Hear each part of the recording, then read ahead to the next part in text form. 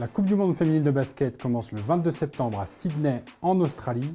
Qu'attendre de l'équipe de France? Beaucoup de choses. Cette année, c'est l'année de la rupture pour l'équipe de France. L'été dernier, à Tokyo, elles ont remporté une médaille de bronze presque inespérée parce qu'on les pensait atteintes moralement d'avoir échoué en finale de l'Euro pour la 5e fois consécutive. Et finalement, avec cette médaille de bronze en poche, on serait en droit d'espérer une sorte de continuité, mais on a remplacé la sélectionneuse Valérie Garnier par Jean-Aimé Toupane avec le projet d'être bien plus performant sur les prochaines échéances. La Coupe du Monde, gagner l'Euro l'année prochaine et très bien figurer au jeu. Dans cette optique-là, on a voulu miser sur la continuité, mais l'effectif décimé des dernières semaines impose qu'on ait des ambitions peut-être plus mesurées, quoique quand on regarde la concurrence et le groupe, le style de jeu que propose cette équipe de France, on se dit qu'il y a peut-être un coup à jouer en Australie. On a un groupe de joueuses très jeunes. 25 ans de moyenne d'âge à peu près, excepté les deux dernières joueuses qui vont venir s'ajouter. Elles se sentent investies un peu d'une responsabilité parce que l'équipe de France en Coupe du Monde, ça ne dépasse pas les quarts de finale. Elles ont fait une médaille de bronze en 1953, mais depuis les 5 dernières éditions, on n'a pas dépassé les quarts de finale.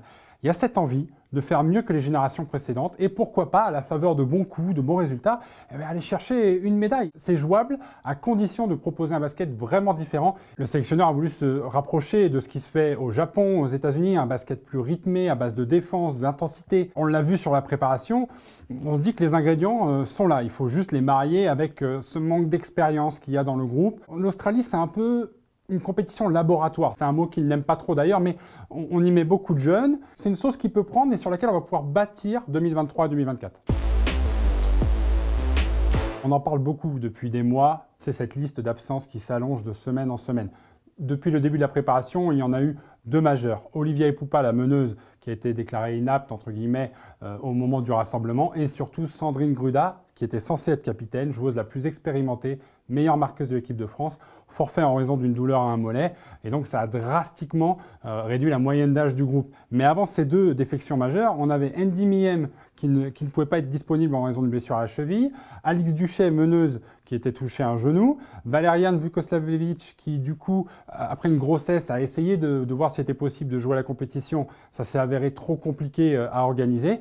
Mi bout à bout, par rapport à l'équipe qui a joué les Jeux Olympiques, il ne reste plus que 7 joueuses. C'est à peine la moitié. On a vraiment l'impression qu'on est sur une compétition de rupture ou vraiment un vrai changement.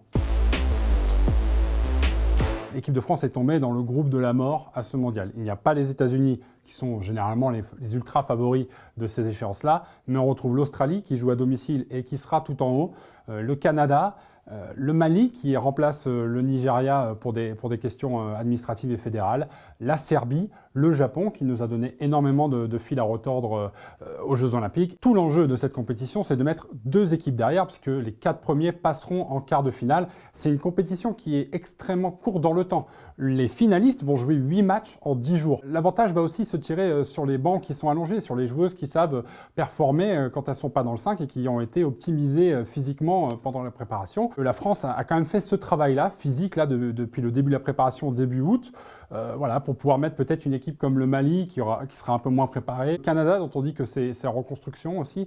Voilà, derrière, s'il faut mesurer les objectifs de cette équipe de France, l'objectif minimum, c'est de sortir de la poule, atteindre les quarts de finale et se qualifier en demi-finale, au-delà de médaille ou pas, ce serait finalement un gage de réussite de ce nouveau projet, de ce nouvel élan qui se met en place. Ça viendrait en fait valider la prise de pouvoir du nouveau sélectionneur, la prise de pouvoir de la jeunesse pour l'avenir, avec toujours en tête Paris 2024.